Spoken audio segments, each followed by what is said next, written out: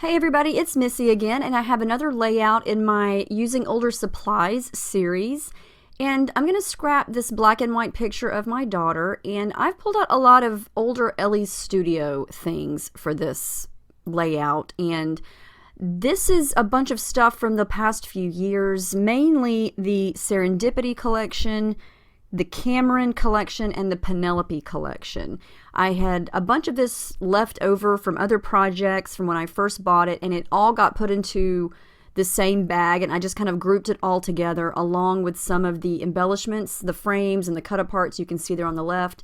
And I'm going to use a punch today. This is something that I've been wanting to do. I've got so many punches in my stash, and I thought I'm going to challenge myself to create something that looks like I used my Cameo, but I didn't. So this is something that you could try if you have some punches, but you don't have a die cutting machine. This is one that I picked up a long time ago at Michael's, and it's a very cool, it's like a little, I don't know if you would call that a flower or what, but it creates a border, so it's a border punch.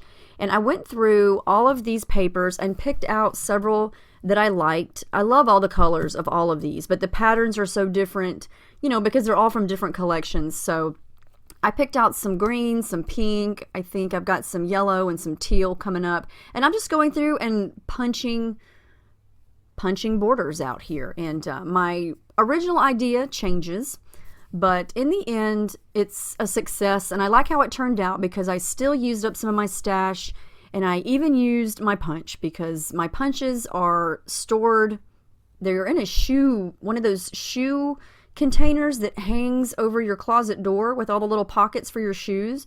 I have one of those things hanging on the door to my scrap room, and that's where all my punches are. And I pass them every time I walk into my scrap room, and they sit there, and I haven't used them in so long. And so it felt really good to pull out an old punch and use it.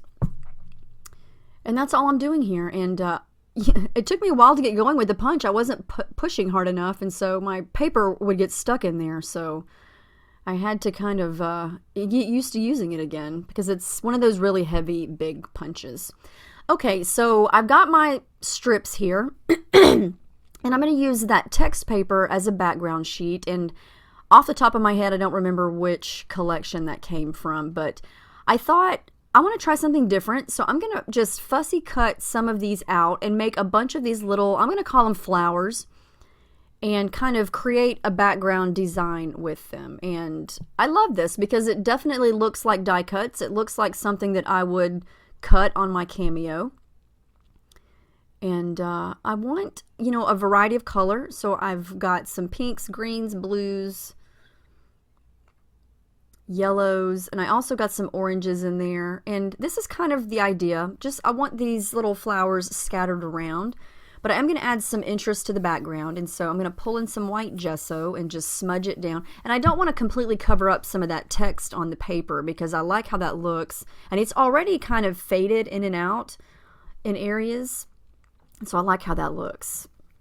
Now I'm going to pull in some of these Prima oil pastels. We got those in a hip kit last month for August, and I've been on a kick of using them and smudging them with my fingers. I saw Irite do that in one of her videos, and I just thought the effect of it was really cool. Now I've also got some gelatos. I'm going to mix and match some gelatos with the pastels, and I'm going to try to create little smudges of color to match all of the colors in those little punches that I've got there. I'm using a little bit of water to kind of get the smudging process going, but it's not a lot of water. But the key to making the smudging look really smooth and textury at the same time is putting the gesso down, because this is not cardstock. So this is just pattern paper, and it's smooth. You know, cardstock has a little bit of texture on it. Well, the ones I use do. Some of those are smooth too, but this pattern paper doesn't have any texture on it. And so to get the smudges to kind of blend and fade out when you rub your fingers on it, the gesso really helps with that. And so I highly recommend you use the gesso. Now, clear gesso is going to be a little more gritty, and it's going to give you a little bit of a different look. It's still going to, you know, you're still going to get the same effect. It's just going to have a little bit of a different finish. The gesso that I use the Liquitex gesso, and it's kind of gritty, but the white is smooth. And so that's what I used here. And you can see here, this is no rhyme or reason. I'm just smudging it down and then using my finger to smudge. And just a drip of water goes a long way. And this is fun to do. The main thing here you want to be careful of is check your finger, because obviously I just smudged blue and green. I don't want to use the same finger to smudge the pink, because if those colors get on the pink, it's going to ruin the whole color. So either dry or wash your fingers off, or use a different finger when you change colors. And like I always say, I want this to kind of come out from behind the picture and to peek through all of those little flowers when I put them back on the paper. I just love to jazz up the backgrounds and give it some interest here. And I'm sorry that my my whole desk starts to jiggle when I start to smudge, because my camera arm is attached to my desk, and so it's kind of jumps around whenever I put pressure on something like that.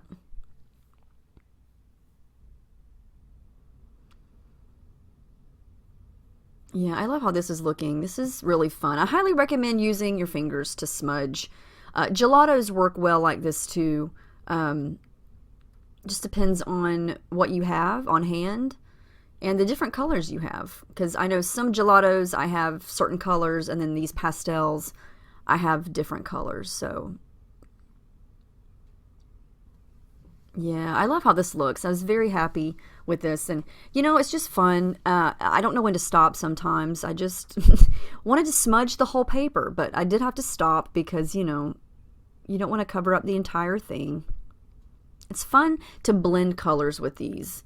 You know, if you add a little bit of yellow and pink, you're going to get a little bit of an orange tint there. And it's fun to overlap these.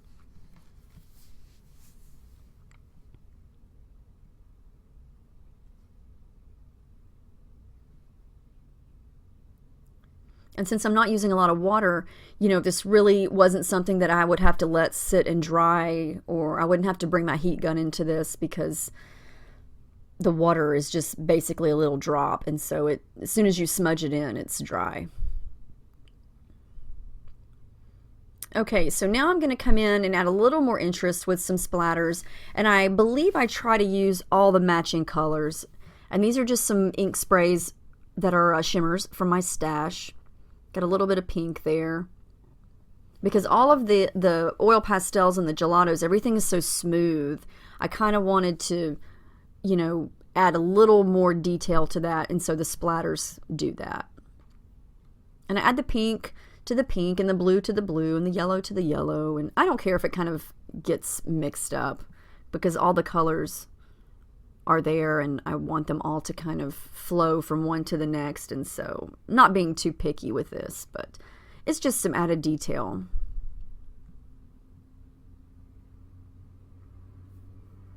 And I love how that looks. It's going to look really neat once everything gets put on top of it. And again, I used a black and white picture because I knew that I was going to be going with a bunch of color. And the picture, she's got on a gray shirt, and there's several different colors on it. And I think her shorts are a light pink. But then I've got the background, which was kind of a brownish color, because our patio's got some brown. And it would have just clashed with all of these bright colors. And so I thought the picture looked okay black and white, and so that's why I did that. And so I'm going to just place all of these cute little flowers everywhere. I'm going to overlap some right on top of the picture, and I'm going to glue this down.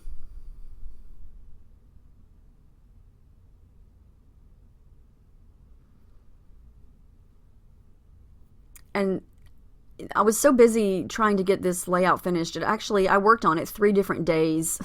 So my lighting changed. It's a different day and a different time. So, okay, so I didn't want a lot of these frames and cards to go to waste. So I used some of them as layering pieces, you know, and I hoard so many things because I think, oh, this is so cute, but I'll save it because I'll use it again some point, you know, and you know how that goes. Years later, you find it, you still haven't used it.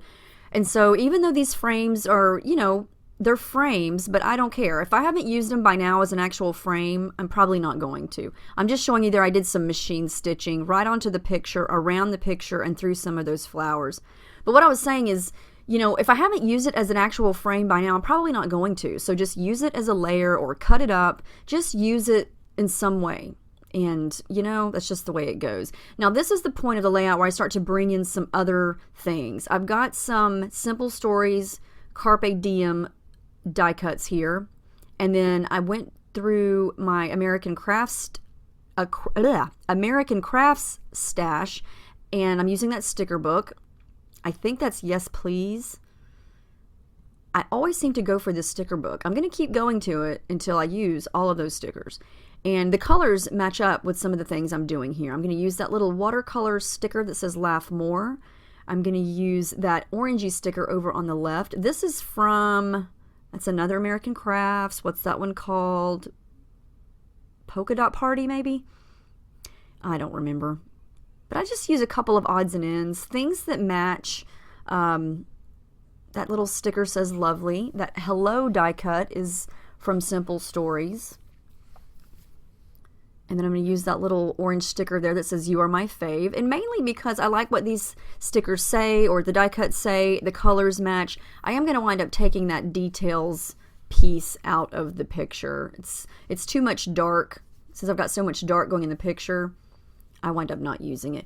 I do use more of the Elle Studio cut aparts. I'm going to use that little green piece that I cut out. I believe it says The Cutest and the Sweetest.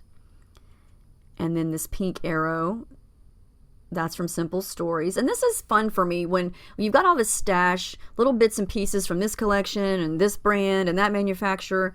And it's just really fun when they all match together, you know, like they are doing here. I did some more stitching. I took away that details piece. I'm going to add a flare button, and this is from my flare stash from A Flare for Buttons, and mainly because I felt something needed to go up there. And this one says Today, and it's that yellowy golden orange color, and it matches. And I'm going to add some sequins. These are not old. These are actually pretty new. These are from Spiegel Mom's Scraps, and I got those for a few weeks ago when I did my guest design spot there for the Labor Day blog hop. And these are some royal blue and some light pink sequins, and there's also some yellow and light blue in the mix. And I just thought I want to take advantage of using some of the royal blue because there's royal blue in this layout. And you know I can't forget my thread, and so that's what I'm doing now. I'm coming in with some coordinating colors here, the pinks, the blues, the yellows.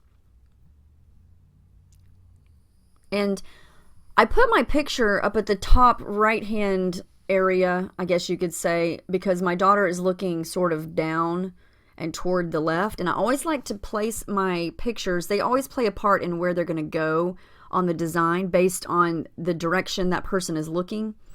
And so it looks like she's kind of looking down on all those flowers. This is a stamp set from Elle Studio, from one of these collections that I've used here. It says Always Remember, the little stamp I'm using there. I thought I would use it, and I forgot I had it. It was in the bag with all the Elle Studio papers that I had pulled out. See, you just cram things in bags or drawers and you forget you have them. So it's good to go through every now and then and pull it out. You never know what you may find. It's like your kid's toy box. You're like, where did that toy go? Oh yeah, it's been in the bottom of that toy box for forever. Anyway, I added my journaling, and that's the perfect spot for that. And so I drew some lines and added a little bit more at the bottom, some more stitching, and another little die cut there from Elle Studio. And that's the final layout. I really like how this turned out. I like how that punch effect looks, and it looks like a die cut machine, but I didn't use one. So let me know if you have any questions about this. This was really fun to do. I had a great time making it. So I will see you guys in my next video, and I hope you have a great day. Thank you so much for watching.